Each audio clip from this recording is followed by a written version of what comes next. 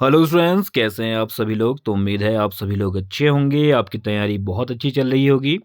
जैसा कि आप सभी लोग को पता है, उत्तराखंड लोअर पीसीएस का नोटिफिकेशन आ चुका है। फॉर्म भरने की जो डेट है वो 13 दिसंबर थी, वहाँ से स्टार्ट हो चुका है। अब 4 तारीख तक आपके फॉर्म भरे जाएंगे। कैसे प्रिपरेशन करनी है, क्या पढ़ना है, क्या छोड़ना है, इसको लेकर बहुत सारे सवाल बच्चों के दिमाग में हैं। खासकर जो 50 नंबर वाला खेल है, यानी कि आपको पता है आपका प्री एग्ज़ाम जो होगा 150 मार्क्स का होगा, ठीक है। उसमें से 50 नंबर आपके रीजनिंग के होंगे, 100 नंबर का आपका जीएस होगा, ठीक है। ये वीडियो आपके लिए बहुत महत्वपूर्ण है, क्योंकि इस वीडियो को देखने के बाद आपको पता चलेगा कि रीजनिंग को लेकर आपकी अप्रोच क्या होनी चाहिए। रीजनिंग के जो क्वेश्चंस हैं उन्हें आपको कैसे हल करना है, पिछले सालों का पैटर्न कैसा रहा है, किस प्रकार के प्रश्न आते हैं, यानी कि उन प्रश्न को कितना डीप आपको पढ़ना है। अगर वैसे रीजनिंग देखा जाए तो रीजनिंग जो एसएससी वाले पढ़ते हैं बहुत ही डीप रीजनिंग पढ़ते हैं। क्या उतनी डीप रीजनिंग पढ़नी है, क्या उससे कम पढ़नी है, या कैसे पढ़ना है, कौन सी किताबों से पढ़ना है, सारी चीज़ें, सारा एनालिसिस एक एक करके हम लोग करेंगे। आप यकीन मानिए कि आपके कुछ नंबर तो ज़रूर इस वीडियो को देखने के बाद बढ़ेंगे ही बढ़ेंगे, ठीक है। तो स्टार्ट करते हैं। एक सर्वे हमने कराया था कि कितने बच्चे जो हैं वो किस बैकग्राउंड के हैं, यानी कि आर्ट्स के कितने बैकग्राउंड, आर्ट्स बैकग्राउंड के कितने बच्चे हैं, साइंस बैकग्राउंड के कितने हैं, बायोलॉजिकल साइंस के कितने हैं, मैथमेटिक्स के कितने हैं, बीटेक के कितने हैं, आदि आदि। तो ये पता चला कि आर्ट्स बैकग्राउंड वाले 37% हैं, बायोलॉजिकल साइंस वाले 16% के आसपास हैं, यानी 37 53 के आसपास जो है ये ऐसे लोग हैं जिनकी मैथमेटिक्स बैकग्राउंड के रूप में नहीं रही है। तो ऐसे लोगों को बहुत ज़्यादा परेशानी होती है रीजनिंग वाले पोर्शन को अटेम्प्ट करने में। बीटेक वाले, मैथ्स वाले लगभग लगभग कर लेते हैं, लेकिन बीटेक वाले भी कई बार, क्योंकि वो हार्डकोर मैथ्स नहीं पढ़ी होती तो थोड़ा दिक्कत होती है, बट फिर भी वो लोग ज़्यादा इजी फील करते हैं जब मैथमेटिक्स के क्वेश्चन को अटेम्प्ट करते हैं या रीजनिंग के क्वेश्चन को अटेम्प्ट करते हैं। बट आर्ट्स वाले, एक तो थोड़ा सा उनका बैकग्राउंड नहीं होता, दूसरा दिमाग में ये बात इस तरह से बैठी रहती है कि मेरा बैकग्राउंड नहीं है तो क्या होगा, क्या मैं कर पाऊंगा, नहीं कर पाऊंगा, किंतु परंतु के कारण वो बेचारे, अगर मान लीजिए उनको 25 क्वेश्चन सही अभी आते भी हैं तो उसमें से 5 क्वेश्चन तो वैसे ही गलत कर देते हैं। पहली बात, साइकोलॉजिकल तरीके से आप लोग को प्रिपेयर रहना है कि भले ही आपका मैथमेटिकल बैकग्राउंड हो, भले ही ना हो, कोई फ़र्क नहीं पड़ता, ठीक है। अगर ऐसा होता है तो फिर जिस व्यक्ति ने एमए इतिहास में किया है वो तो इतिहास के पेपर में टॉप कर देता है, इतिहास के सारे क्वेश्चन सही कर देता। या जो आर्ट्स वाला है जिसने ज्योग्राफी हिस्ट्री के साथ बीए किया है तो उसने हर एग्ज़ाम निकाल देना चाहिए था, ऐसा नहीं होता। मैथ्स वाले जो हैं वो जब जीएस पढ़ सकते हैं तो आप लोग भी मैथ्स पढ़ सकते हो, और मैथ्स भी बहुत बेसिक है, बहुत बेसिक मैथ्स है, ऐसी मैथ्स नहीं है कि बिल्कुल बहुत रॉकेट साइंस वाली मैथमेटिक्स हो, इंटीग्रेशन इंटीग्रेशन हो। बहुत सिंपल सी मैथ्स आती है, ठीक। क्या आता है क्या नहीं आता थोड़ा सा देखते हैं। ये रहा total marks 50, total number 50, 50 number का खेल है। पिछले एग्ज़ाम में 2021 वाले एग्ज़ाम में बहुत सारे बच्चे जो थे रीजनिंग की वजह से बाहर हुए थे। कई सारे ऐसे थे जिनका कहना था कि हम लोगों ने जीएस में तो 80 नंबर तक मारे हैं, लेकिन यहाँ पे क्या हुआ, 20-25 में अटक गए। अब 80 वहाँ हुए, 20 यहाँ हुए, तो 100 में ही पहुँचे और जनरल कैटेगरी में अब बाहर हो गए, ठीक। तो बड़ा ही मुश्किल काम है कि आप मैथमेटिक्स में स्कोर करें, खासकर तब जब आपका बैकग्राउंड नहीं है इसका, ठीक है। तो उसको थोड़ा सा आगे समझते हैं। ये देखिए इसका सिलेबस है, ठीक। सिलेबस बहुत क्लियर नहीं है। अगर हम जीएस के सिलेबस की बात करें तो उसमें बहुत क्लियरिटी है, उसमें दिया गया है कि हाँ भाई स्वतंत्रता आंदोलन है तो कौन कौन से टॉपिक होंगे, उसमें अगर दिया गया है कि गुप्ताज है तो उसमें कौन कौन से टॉपिक होंगे, सारी चीज़ें एक एक करके दी गई हैं। तो आपको कोई मुश्किलात नहीं आएंगी, आप आराम से बैठोगे, उसके नोट्स बना के पढ़ लोगे आराम से, कोई दिक्कत नहीं। आपको समझ में आता है, अगर सिलेबस देखते हो तो समझ में आता है कि हाँ ये टॉपिक पढ़ने हैं, ये टॉपिक नहीं पढ़ने हैं। लेकिन जब आप इसको पढ़ते हो जनरल एप्टीट्यूड टेस्ट को, यहाँ पे आपको समझ में नहीं आता, क्योंकि बहुत ही ऐसे ऐसे वर्ड्स हैं जो कभी कभी आपने सुने भी ना हो। कई सारे बच्चों तो ऐसे होंगे जिन्हें वर्ड्स पहली बार सुने होंगे। तो एक एक वर्ड्स की मीनिंग समझते हुए हम देखेंगे कि इसका सिलेबस क्या है, कौन कौन से टॉपिक इसमें इंपॉर्टेंट है, उन टॉपिक्स को पकड़ने की कोशिश करेंगे। उदाहरण के तौर पर ये हिंदी में भी है, इंग्लिश में भी है। हिंदी में थोड़ा सा ज़्यादा क्लिष्ट हो जाता है, बहुत ही क्लिष्ट हो जाता है, इतना क्लिष्ट हो जाता है कि उसको समझना थोड़ा मुश्किल होता है। क्लिष्ट का मतलब क्या होता है, क्लिष्ट मतलब टफ हो जाता है, ठीक है। यहाँ पे देखते हैं, the question on general intelligence will cover, यानी कि क्वेश्चन जो पूछे जाएंगे जनरल इंटेलिजेंस के पूछे जाएंगे, मैथ्स कहीं नहीं पूछी जाएगी, ठीक है। यानी मैथ्स वही क्वेश्चन पूछे जाएंगे जो आपकी जनरल इंटेलिजेंस के अंतर्गत आते हो, यानी कि 10वीं क्लास के बच्चे से जितनी मैथ्स की उम्मीद की जाती है उतनी मैथ्स आपको आती हो, बहुत ज़्यादा मैथ्स ना आती हो।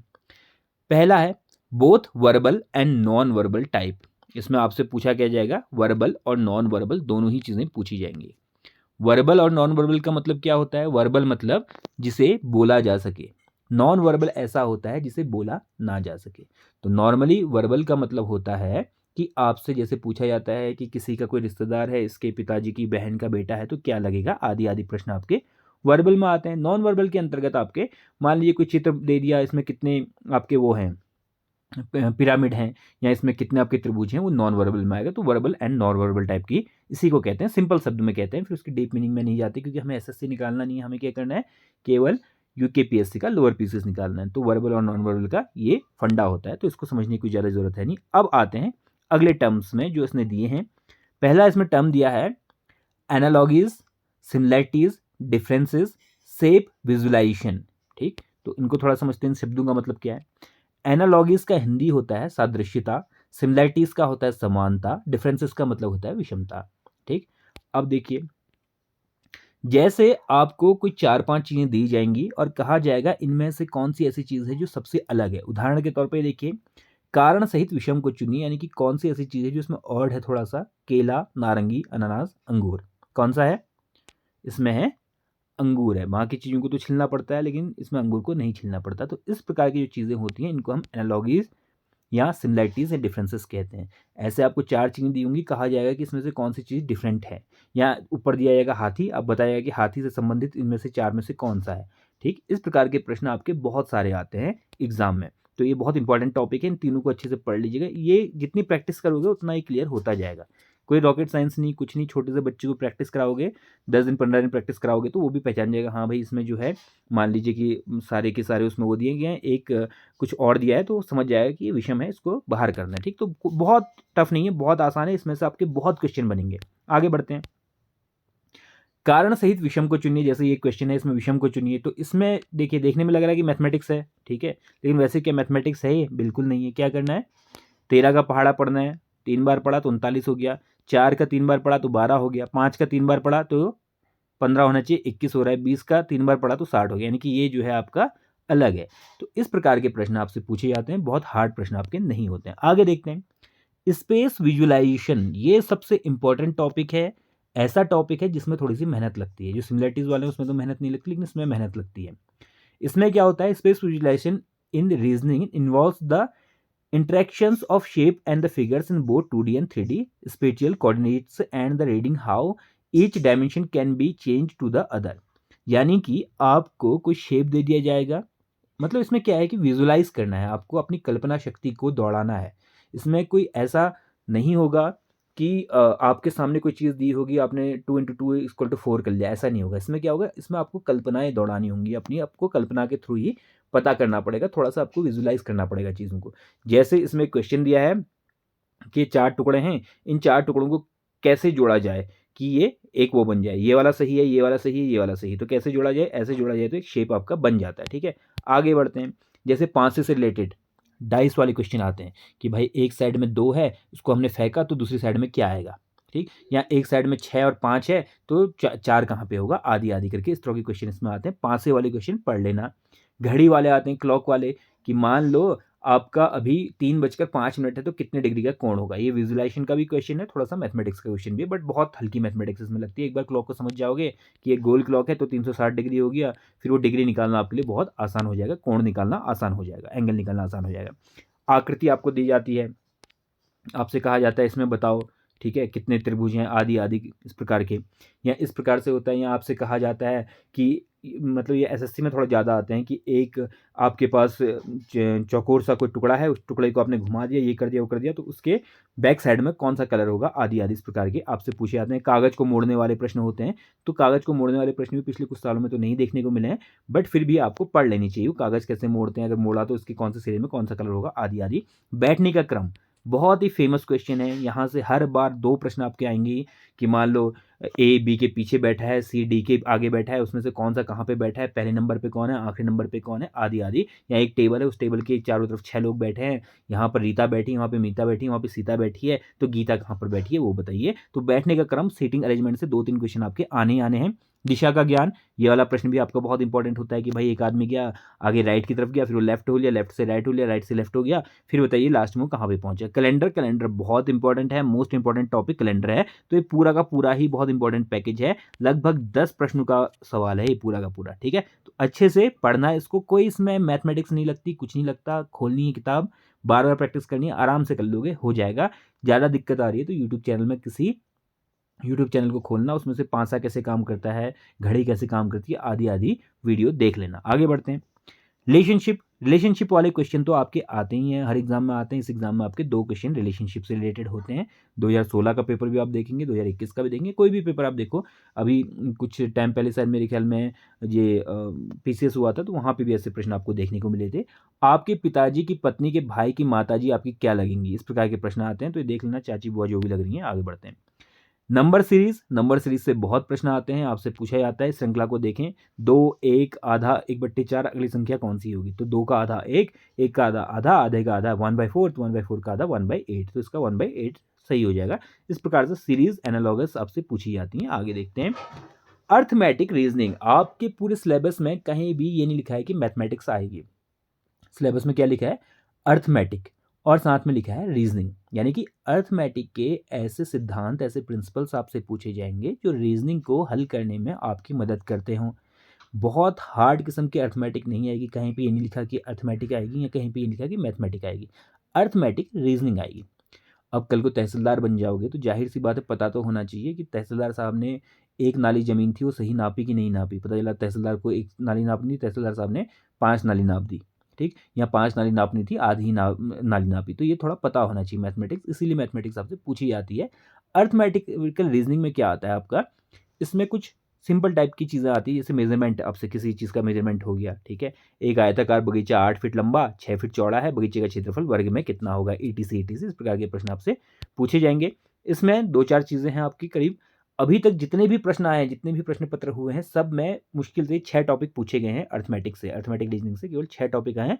उसके अलावा बाहर का टॉपिक कोई नहीं पूछा गया। आगे देखते हैं कौन कौन से 6 टॉपिक थे।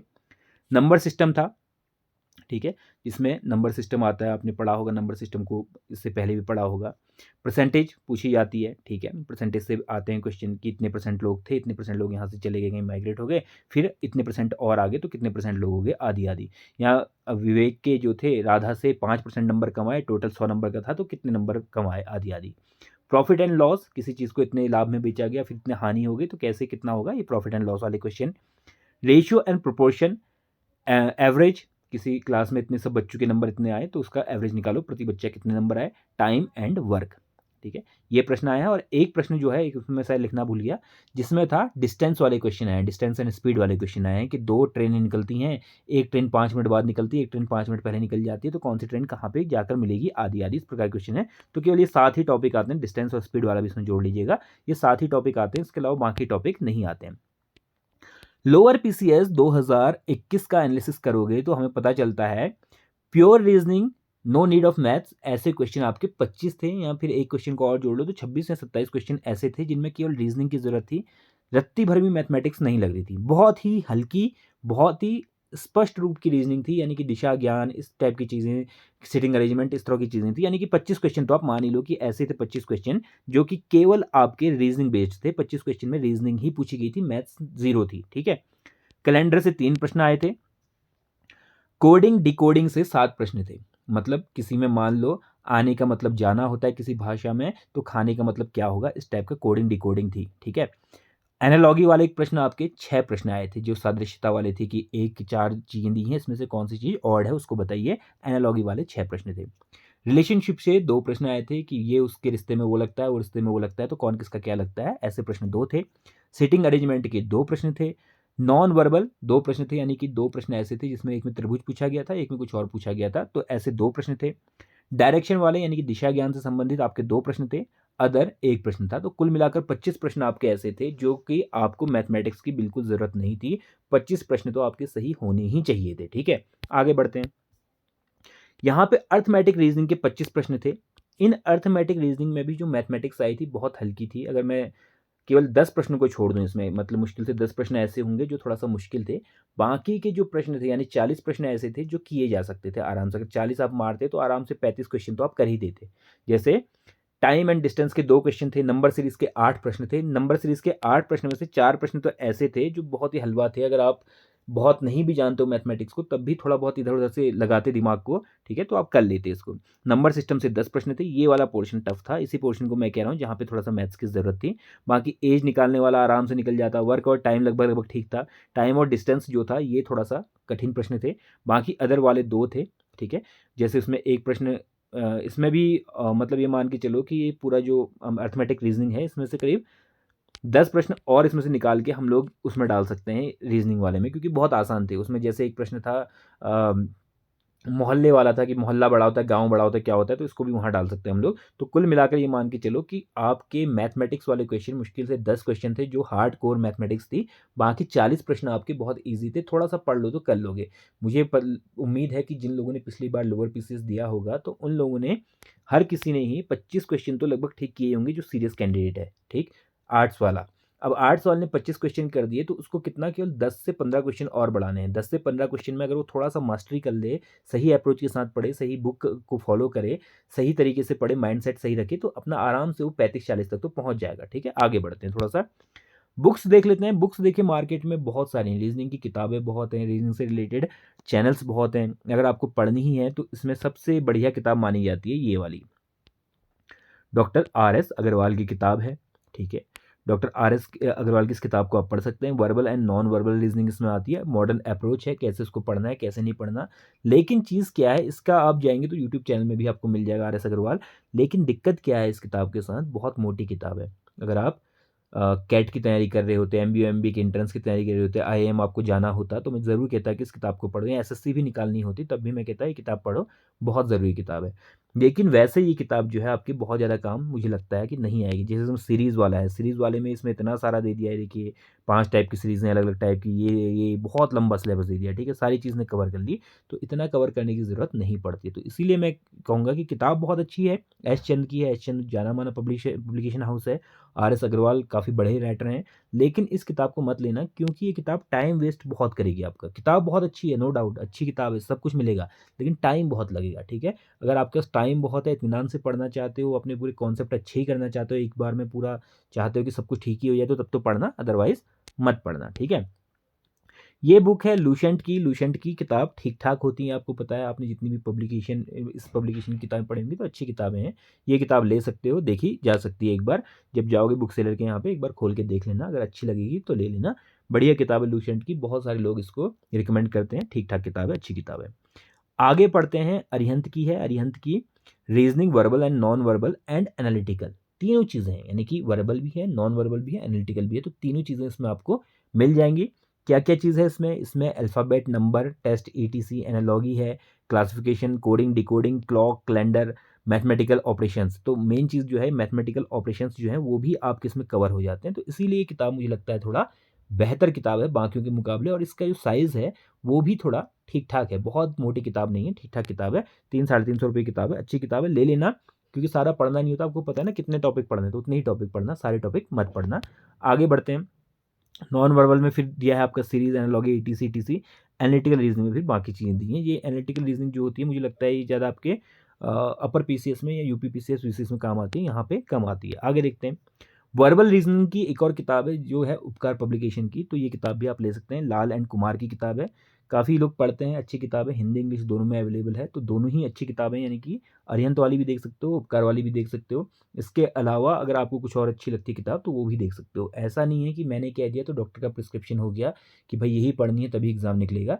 आप थोड़ा-सा अपना दिमाग भी लगाना, ठीक है? मैं तो बहुत सारी चीज़ें कहूँगा क्योंकि मैं अपने पॉइंट ऑफ व्यू से कह रहा हूँ, जहाँ पे मैं खड़ा हूँ, मैं वहाँ से चीज़ों को देख रहा हूँ। आपको कहाँ से देखना है, जहाँ पर आप खड़े हैं, ठीक है? अगर आपको लगता है, कई सारे बच्चे ऐसे भी होंगे जो किसी और किताब को फॉलो कर रहे होंगे, उसके साथ बहुत कंफर्टेबल भी होंगे, बहुत अच्छे से पढ़ रहे होंगे उस किताब को, तो अचानक से अब आपको बुक स्विच करने की ज़रूरत नहीं है। आपको अच्छा लग रहा है, आपको लगता है एग्ज़ाम में इससे क्वेश्चन फँस भी रहे हैं, एग्ज़ाम ओरिएंटेड किताब है, तो आप उसी से पढ़िए, ठीक है? ये मेरा अपना पॉइंट ऑफ व्यू है, जो मैंने आपको बताया कि ये किताबें अच्छी हैं, आप जाकर मार्केट में देखना, आपको समझ में आएँगी, तो अच्छी लगेंगी तो लेना, ठीक है? ऐसा नहीं कि इन्हीं किताबों से पढ़ना है, जबकि पसंद ना आए तब भी पढ़ते रहो, ऐसा ज़बरदस्ती नहीं है। तो फ्लेक्सिबल अप्रोच होनी चाहिए किसी भी एग्ज़ाम की तैयारी के लिए। बाकी जल्दी मिलेंगे नई वीडियो के साथ। कोई अगर डाउट हो, किसी भी प्रकार का संदेह हो, तो आप लोग क्या कर सकते हैं, कमेंट कर सकते हैं, या फिर आप लोग मेल कर सकते हैं। मेल आईडी आप सभी लोगों के पास होगा, फिर भी एक बार दोबारा से मेल आईडी मैं आपको बताता हूँ। मेल आईडी है jobmentor MENTOR mentor job mentor job 2 बार जॉब है @gmail.com। तो इसमें आप लोग मेल कर सकते हैं। जल्दी ही मिलेंगे नई वीडियो के साथ, तब तक के लिए आप लोग अपना ध्यान रखें। धन्यवाद।